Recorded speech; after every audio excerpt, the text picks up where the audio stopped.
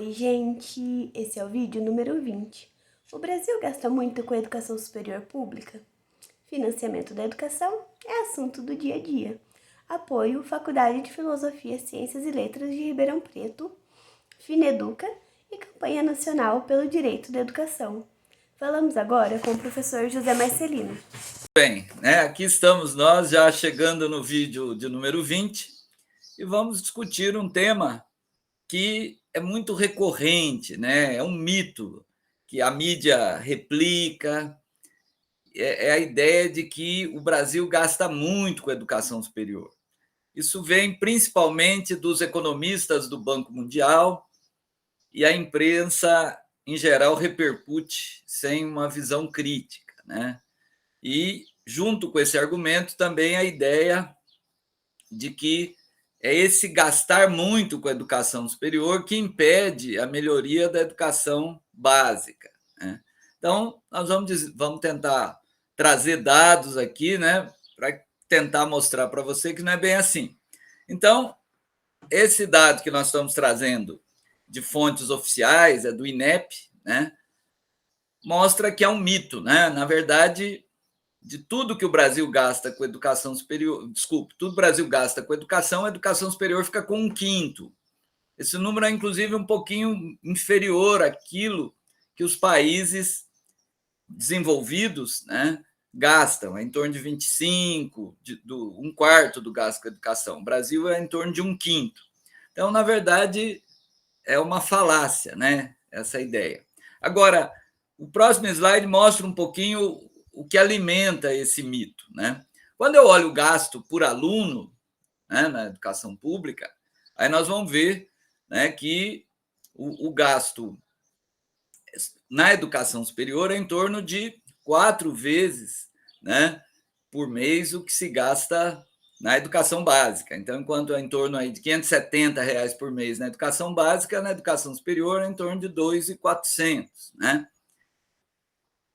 O que é o paradoxo? Não é o paradoxo, eu gasto mais porque eu tenho muito menos alunos na educação superior pública do que na educação básica, e a qualidade é boa. E nós temos que entender também que nesse gasto aí em torno de 2.400 por mês, que é uma média,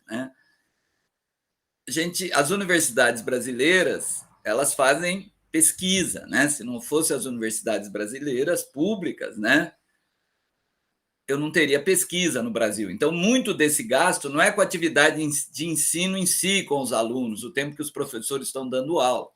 É tempo de pesquisa, realmente. Só que é essa pesquisa que faz com que a qualidade da educação superior pública seja melhor.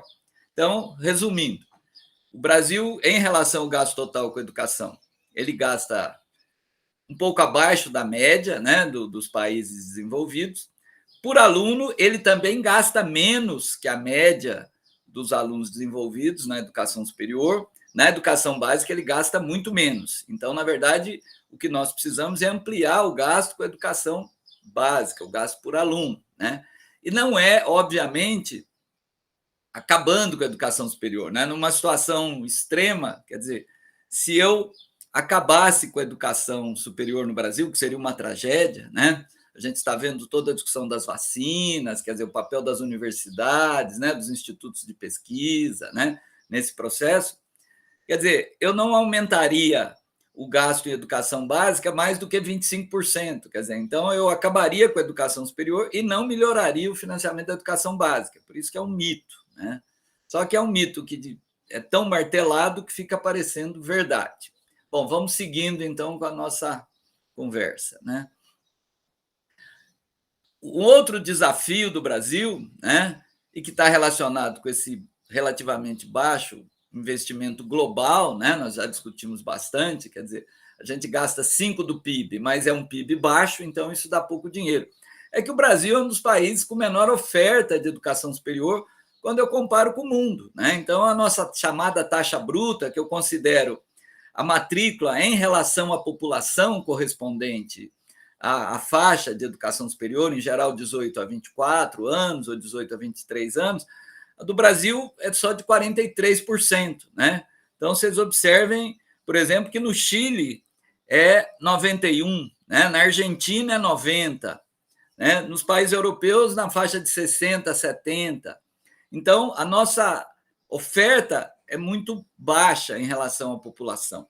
E o que é pior é o que vem a seguir, que a Natália vai chamar o slide. É que a nossa educação superior é uma das mais privatizadas do mundo, né? Então, vocês observem que a gente só perde para o Chile, para a Coreia e o Japão, né? Só esses 3 países. Ou seja, de cada 100 alunos que estão na educação superior no Brasil, 73% estudam numa instituição privada. Então, ou seja, isso torna ainda o acesso mais difícil, né? Porque eu tenho uma pequena oferta pública que é gratuita, né? Esse é o lado positivo do nosso sistema, é totalmente gratuito, né? Cada vez mais com políticas de permanência estudantil, né? Porque também não adianta garantir uma vaga gratuita para um aluno de famílias mais pobres se esse aluno não tiver condições de permanência, ou seja, significa alimentação, moradia, acesso a material didático, né? O Brasil, felizmente, principalmente graças às políticas de ação afirmativas, né? Principalmente a lei de cotas, né? Que garante 50% das vagas nas instituições públicas federais, é uma lei de 2012, né? 50% de alunos que venham de escolas públicas, né? E respeitada a participação étnico-racial, né? Nessas vagas. Então, digamos, se no estado os estudantes afrodescendentes, né? Os estudantes negros representam 60% da população, então aqueles que vieram de escola pública, porque a cota é para a pública, né? A cota racial é dentro da cota pública. Então, dessa cota, se os estudantes negros representam 60% naquele estado da população, eles terão a reserva de 60% dessas vagas. Então, isso teve um papel muito importante na democratização, né, econômica e étnico-racial do acesso, mas no sistema público, né, que, como a gente viu, ele é muito pequeno. No sistema privado, o ProUni teve um pouco esse papel, né? Mas nós não temos tempo aqui para discutir, mas os dados mostram, inclusive, que é um mito aquela ideia de que o pobre vai estudar na faculdade privada e o rico vai para a universidade pública. O pobre não vai nem para uma nem para outra, né?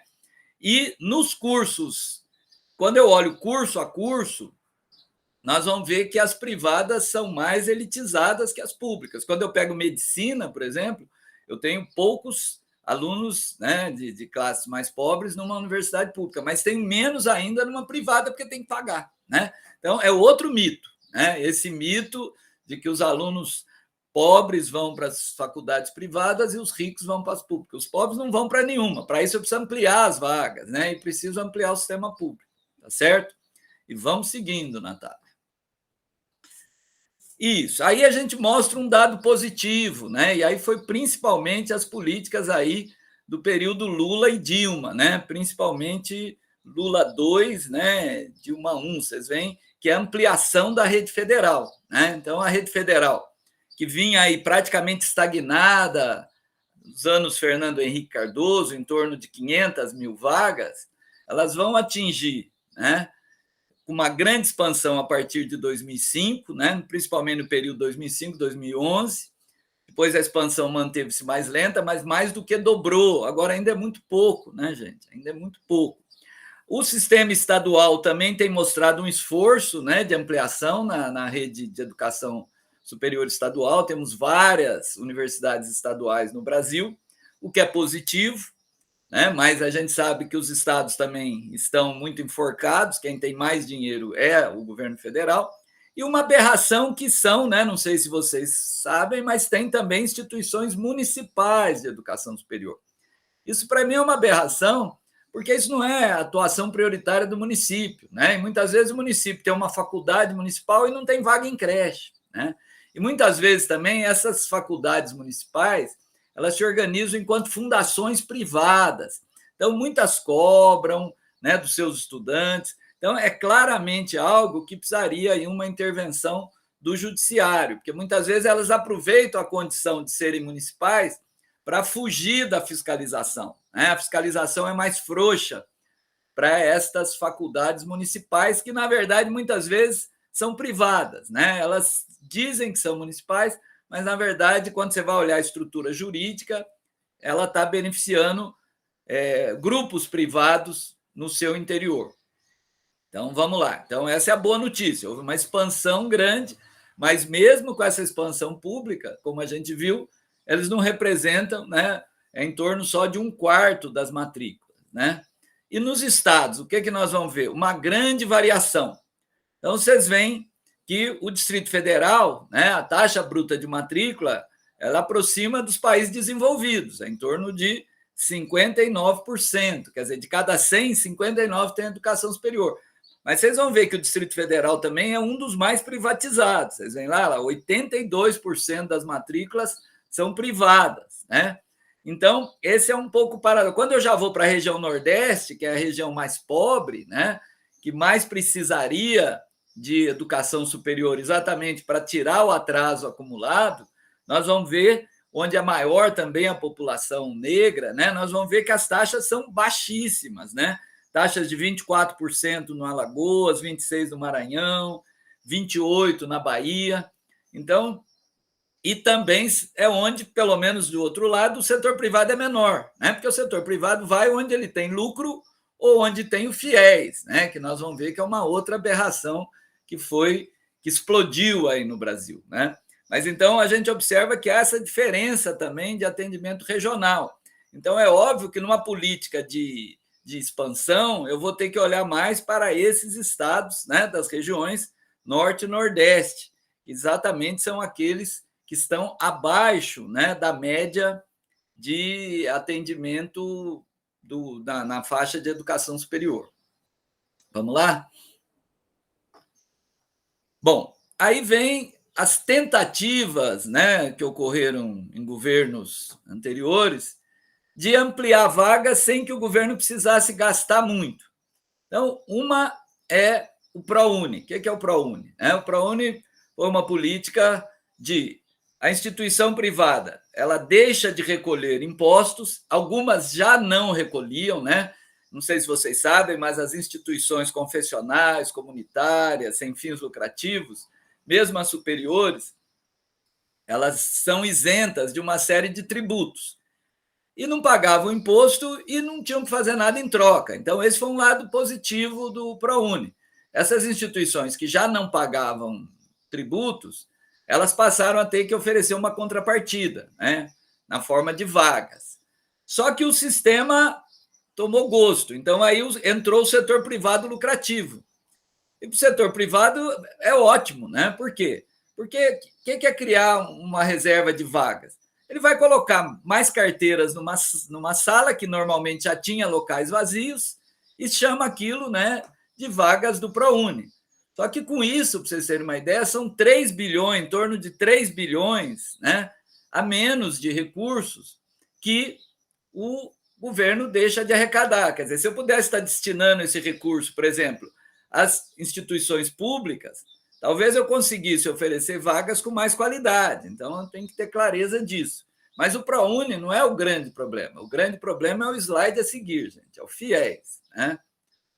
O FIES foi e ainda é uma festa, né? Agora, com a crise econômica, vocês veem que a partir de 2016, os recursos do FIES começaram a cair, mas chegaram a 25 bilhões, né? 25 bilhões, né? Isso de recurso direto, tá, gente? Na verdade, é mais dinheiro do que isso, porque tem subsídio implícito. Então, é em torno de 25 bilhões. É quase o gasto federal com a educação superior da sua rede, só para vocês terem uma ideia. Quer dizer, num crescimento que vocês veem explosivo, né? Saiu de menos de 2 bilhões, quer dizer, ele cresceu mais de 10, quase 15 vezes entre 2010 e 2016.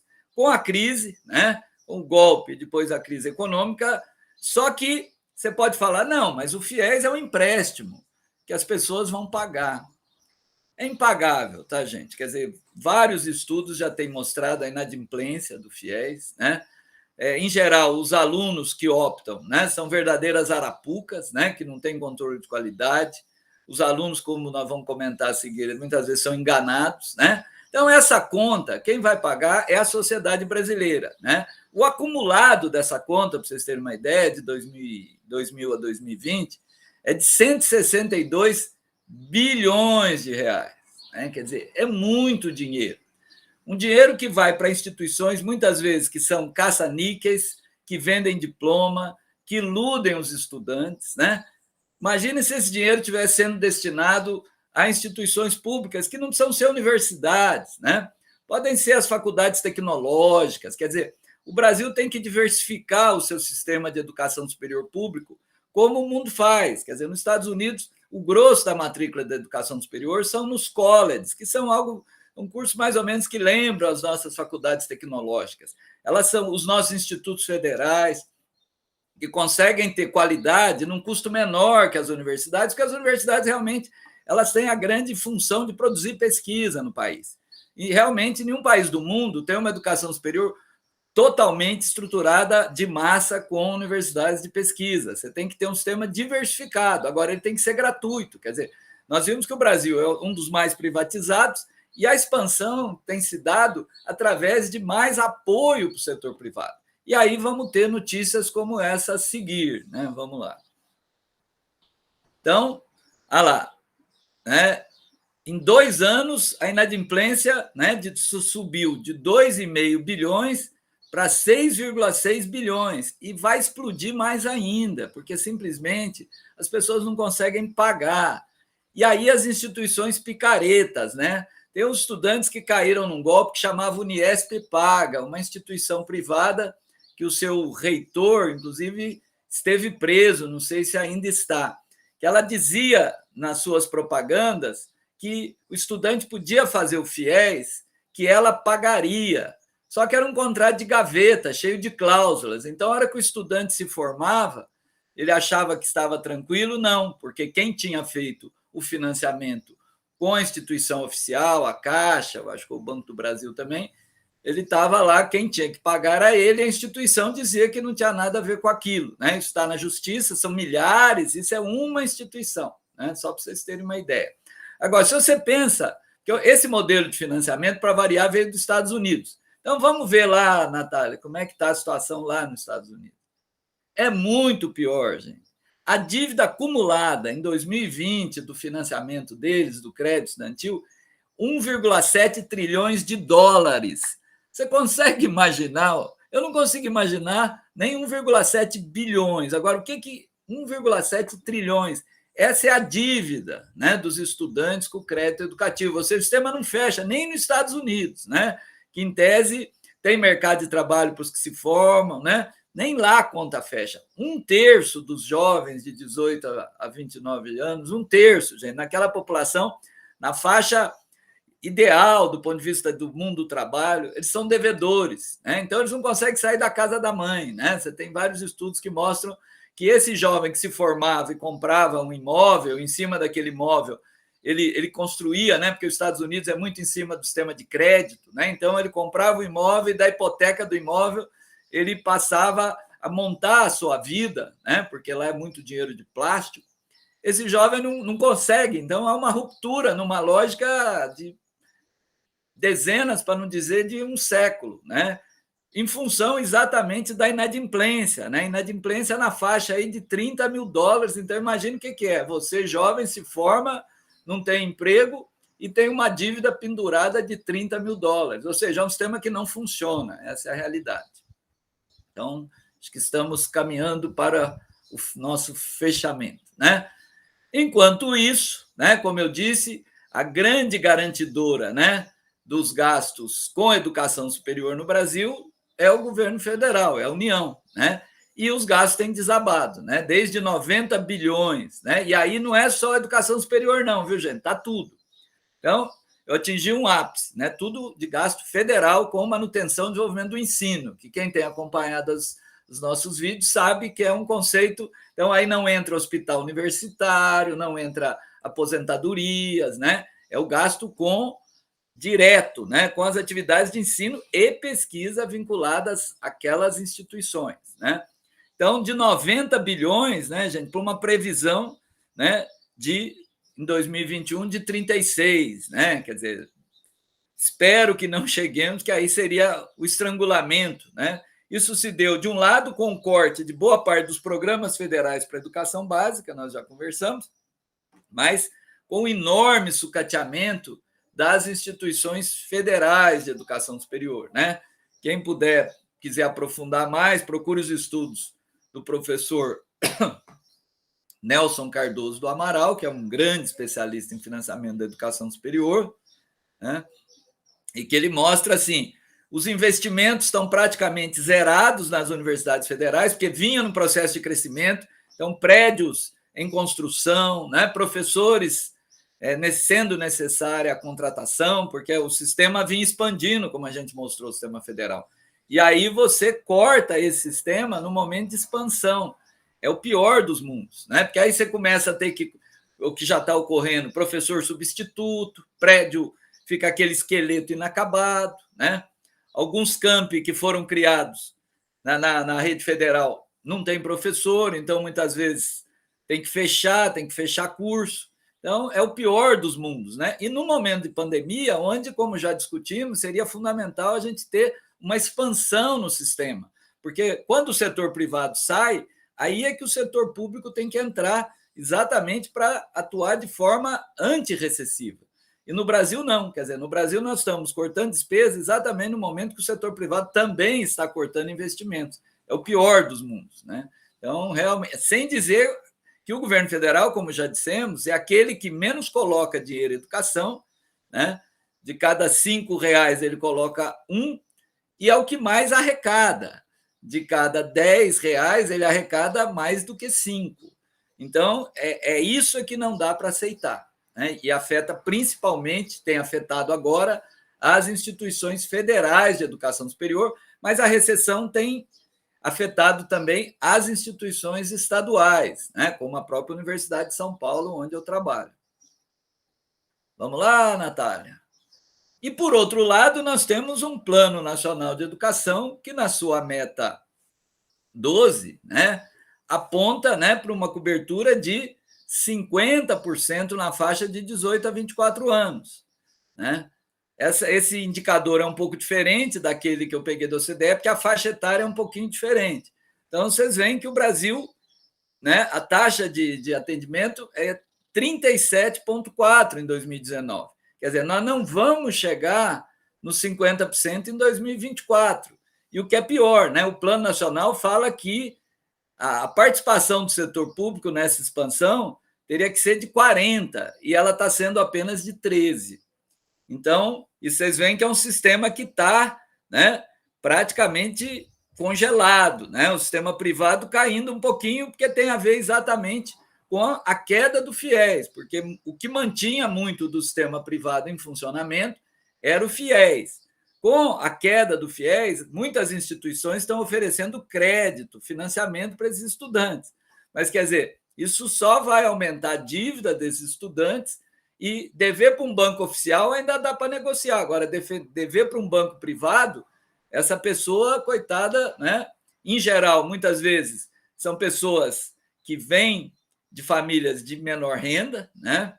Nesses financiamentos do FIES, muitas predomina, né? Como eu disse, não é pobre, tá, gente? Porque pobre não tem acesso. E o que é pior, né? Essas pessoas, elas vão ter, não são instituições consideradas do ponto de vista do mercado, então a chance dessa pessoa se formar e não poder fazer nada com aquele diploma e ter uma dívida aí na faixa aí dos 40, 50 mil reais é muito real. Então, realmente preocupa, né? Nós temos um plano nacional que é lei, né? O Brasil fala, tem que seguir a lei. Então, vamos seguir o Plano Nacional de Educação. E, para isso, eu preciso de investimento público. Tá certo, Natália? E vamos finalmente concluir aí uns pouquinho menos de uns 25 minutos, né, Natália? Vamos reduzir ainda, mas a gente chega lá. Então, vamos resumir. O Brasil não gasta muito com a educação superior, né? Já mostramos, é em torno de 1/5 do gasto com a educação. A nossa taxa de atendimento é vergonha, né? Vergonhosamente baixa, né? Apanhamos para a Argentina, apanhamos do Peru, né? Do Chile, em termos de atendimento. As nossas instituições de educação superior pública são melhores, mas são poucos alunos, né? Programas como o ProUni e o FIES, eles só ampliam o setor privado, que já é gigantesco no Brasil, e o que é pior, os controles de qualidade são praticamente inexistentes, né? Então, os alunos são empurrados para arapucas, essa é a palavra. Então, o que nós precisamos, gente? Nós temos um Plano Nacional de Educação, que foi aprovado pelo Congresso Nacional, que estabeleceu metas de expansão para a educação superior, metas de expansão dos recursos para a educação. Então, o que precisa é cumprir esse plano, né? Ampliando a nossa educação superior pública com financiamento adequado. Por hoje é isso. Muito obrigado a todos, em especial a Natália Stephanie, né, que está sempre junto aqui com a gente. Esse vídeo foi escrito, produzido e editado por Natália Stephanie da Silva e José Marcelino de Rezende Pinto, coordenador do projeto. Apoio Faculdade de Filosofia, Ciências e Letras de Ribeirão Preto, Fineduca e Campanha Nacional pelo Direito à Educação.